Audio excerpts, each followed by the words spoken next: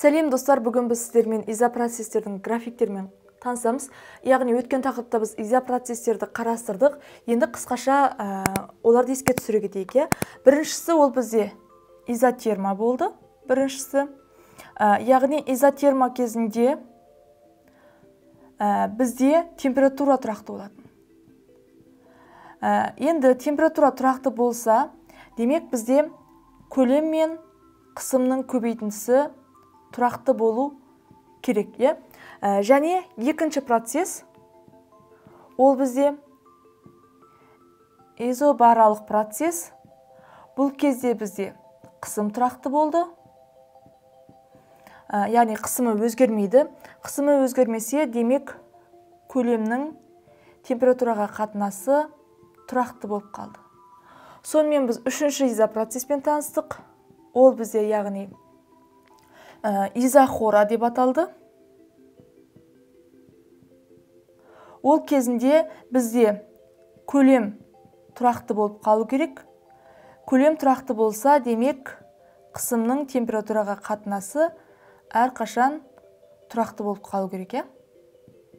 Яғни осындай үш процесті танысқанбыз. Яғни термодинамикалық параметрлердің жаңағы бірдей газ массасы үшін біреуі өзгермей қалған жағдайда өтетін процестерді біз изопроцестер деп атап, соларды осындай үшеуге бөлгенбіз. Енді олардың графиктері қалай болады? Бүгін соған тоқталайық. Мысалға, мынау изотермалық процесс үшін температура тұрақты. Осы жағдайда біз егер мынау қысым мен көлемге байланысты график тұрғызатын болсақ, қалай болады? Яғни екеуінің көбейтіндісі қандай болу керек? Тұрақты болу керек. Демек, бірінші жағдайдағы қысым мен бірінші жағдайдағы көлемнің көбейтіндісі екінші жағдайдағы қысым мен екінші жағдайдағы көлемнің қандай көбейтіндісіне тең. Мысалға, егер бірінші жағдайдағы қысымды P, бірінші жағдайдағы көлемді 2V деп алатын болсақ, мысалға, бірінші жағдайдағы қысым бізде, ал бірінші жағдайдағы көлем мынандай болған болсын. Ал онда екінші қарасақ, екеуінің көбейтіндісі 2PV болады. Енді мына көбейтінді тұрақты болып қалу үшін екінші жағдайда да бізде қандай болу керек? 2PV болу керек. Демек, онда ол кезде егер қысымды 2P-ға арттыратын болсақ, көлем керісінше 2 есе қайту керек? Азаю керек. Сонда ғана олардың көбейтіндісі тұрақты болып қалады. Демек, егер 2P біз не алатын болсақ, қысым, яғни қысымын арттыратын болсақ, 2 еселейтін болсақ қысымын, онда оның көлемі сәйкесінше 2 есе не істейді? Азайып кетеді. Сонда ғана мына көбейтінді қайтеді? Тұрақты болып қалады деген сөз. Яғни, егер барлық нүктелерін белгілеп график тұрғызатын болсақ, онда бізде мынандай график алынады.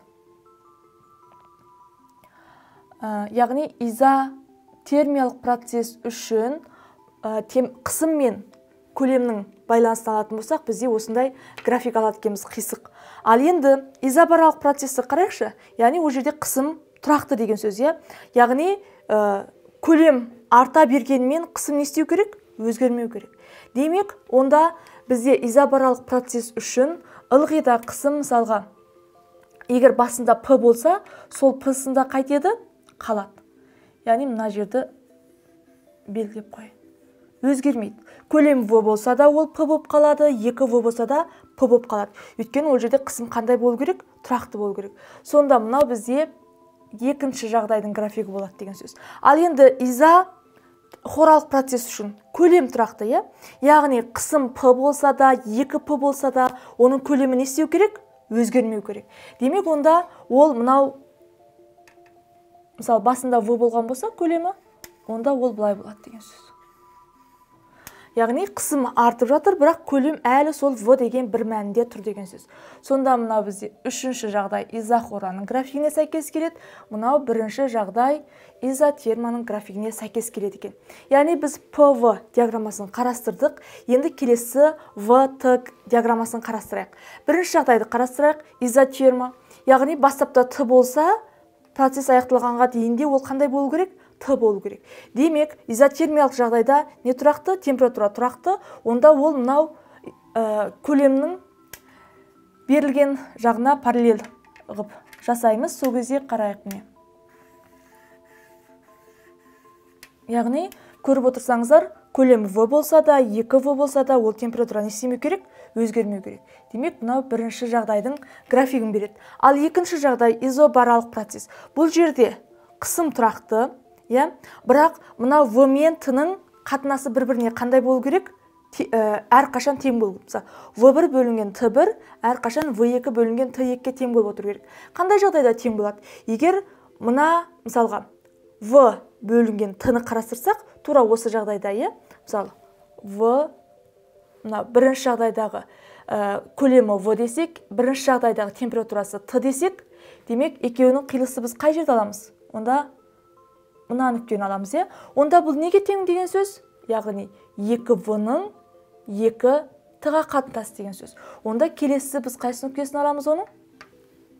Яғни, мына нүктесін аламыз. Яғни, изобаралық процесс кезінде біздің алатын графигіміз ол мынандай болады екен. Енді келесі, бұл бізде екінші. Келесі изохоралық процесс қарастырсақ, әрине көлем тұрақты, демек көлем ылғи да өзгермейді. Мейлі температура Т болсын, 2Т болсын. Онда ол былай болады, яғни. Мынау бізде үшінші жағдай. Яғни изохора жағдайында көлем қандай болады? Тұрақты болады деген сөз. Балалар, енді келесі ПТ диаграммасын қарастырайық. Осы ПТ диаграммасы үшін мына үш процесс қалай салынады? Енді бірінші жағдай изотермалық процесс үшін Т тұрақты. Яғни қысымның қанша болғанына қарамастан Т-ның мәні не істемеу керек? Өзгермеу керек. Онда, яғни, ол графигіміз әрине мынау П-ға параллель болады деген сөз. Яғни, ол 2П болсын, немесе П болсын, бәрібірде Т өзінің бір мәнін қайтеді, сақтап қалады, өзгермейді. Яғни, мынау бірінші жағдайдың графигі. Келесі екінші изобаралық жағдайда бізде қысым тұрақты болу керек. Қысым тұрақты болса, демек температураның артқанына қарамастан ол өзінің бастапқы мәнін не істеу керек? Сақтап қалу керек. Яғни П не істемейді? Өзгермейді. Демек, бұл екінші изобаралық жағдай үшін. Ал енді келесі изохоралық жағдайды қарастырайық. Яғни В тұрақты болып қалу керек, П-ның Т-ға қатынасы не болу керек? Өзгермеу керек. Яғни, егер бастапқы күйінде оның бірінші жағдайдағы қысымы П1 болса, оны біз ашып жазайықшы, П деп алсақ. Ал сәйкесінше Т1 бізде Т болса. Көрдік па, сонда келесі екінші жағдайда өткенде міндетті түрде П2 егер 2 есе артатын болса, 2П болып, сәйкесінше Т2-де қайту керек? 2Т болып, 2 есе арту керек. Сол кезде ғана олардың қатынастары қайтеді, сақталып қалады деген сөз. Яғни, П-ның Т-ға қатынасы бәрібірде 2П-ның 2Т-ға қатынасына тең болады деген сөз. Демек, бұл жерде де, яғни, П мен П бастапқы нүктесі болса, ал соңғы жағдайда 2П-ға қайсысы сәйкес келеді? 2Т сәйкес келеді. Яғни, бұл кезде біз осындай график алады екенбіз. Изохоралық жағдай үшін. Яғни, балалар, біз ПВ, ВТ және ПТ графиктерін талдадық. Изо процестер үшін жеке-жеке. Әрқайсысы қандай сызық беретінін қарастырдық. Тек қана мына жерде қисық сызық беретін изотермиялық процесс ПВ диаграммасында қисық сызықты график береді екен. Енді біз сіздермен сонымен қатар Далтон заңына тоқталайық. Яғни, бұл заң не туралы айтылған? Мысалға қарайық, газ бірнеше бір-бірімен реакцияға түспейтін қоспадан құралсын деп есептейік. Онда демек сол газдағы жалпы бөлшектердің саны, яғни молекулалардың саны, ол әр газдың бөлшектерінің несіне тең? Сандарының қосындысына тең деген сөз. Мысалға, N газдан тұру мүмкін. Енді тура осы бөлшектің екі жағында бірдей В-ға бөліп жүретін болсақ, яғни көлемге, сол жаңағы газдар тұрған жалпы көлемге бөліп жүретін болсақ, мына жақтан не шығады? Яғни N бөлінген В шығады. Мына жақты тағы бөліп жүретін болсақ, жеке-жеке, N1 бөлінген В, қосамыз N2 бөлінген В, қосамыз, яғни n бөлінген v болады. Сәйкесінше белгілейтін болсақ, мынау жалпы газдың қоспаның концентрациясын береді, ал мынау сол жердегі бірінші газдың концентрациясы, ал мынау соны құрап тұрған екінші газдың концентрациясы, и осылай n-ші газдың концентрациясын береді. Енді молекулалық кинетикалық теорияның негізгі теңдеуін айтатын болсақ, яғни P тең болады NK ғой. Енді осы жердегі жалпы қоспаның қысымын қарастыратын болсақ, қоспаның қысымын, онда n-нің орнына нені алуға болады? N1 қосу N2 қосу N көбейтеміз K-ға, Егер жақшаның ішіне мыналарды жеке-жеке көбейтіп жерсек, жеке-жеке көбейтіп жеретін болсақ, онда P-міз неге тең болады? Бірінші газдың қысымы, қосамыз екінші газдың қысымы, яғни қосамыз n-ші газдың қысымы деген өрнек аламыз. Бұл өрнекті біз Далтон заңы деп атаймыз. Яғни, енді ол заң қалай тұжырымдалады, соған тоқталып кетейік.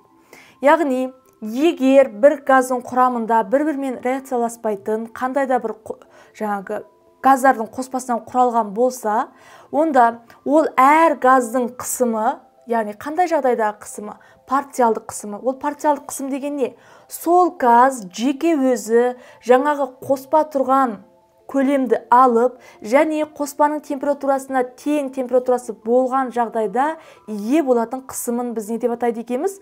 Партиалдық қысым деп атаймыз. Яғни, Далтон заңы бойынша осы қоспаның қысымы әр газдың партиалдық қысымдарының қосындысына тең екен. Яғни, партиалдық қысым деген тағы бір қайталайтын болсам, партиалдық қысым дегеніміз, жаңа бір ыдыстың ішінде газ тұрды ғой, мынаның ішінде. Ішінде газ тұр. Бірақ ол қоспа, әр түрлі газ бар, бір-бірімен реакцияласпайтын оның құрамында. Енді осы әр газдың, мысалға, әр газдың жаңағы бөлігі осы көлемді тең көлемге ие болғанда, және осы қоспаның температурасына тең қысымға ие болған кезінде, осындай шарт жағдайға ие болған кезінде, оның алатын қысымы бізде партиалдық қысым деп аталады екен. Осы партиалдық қысымдардың қосындысы әрине қоспаның қысымын береді екен. Бұны біз Далтон заңы деп атаймыз.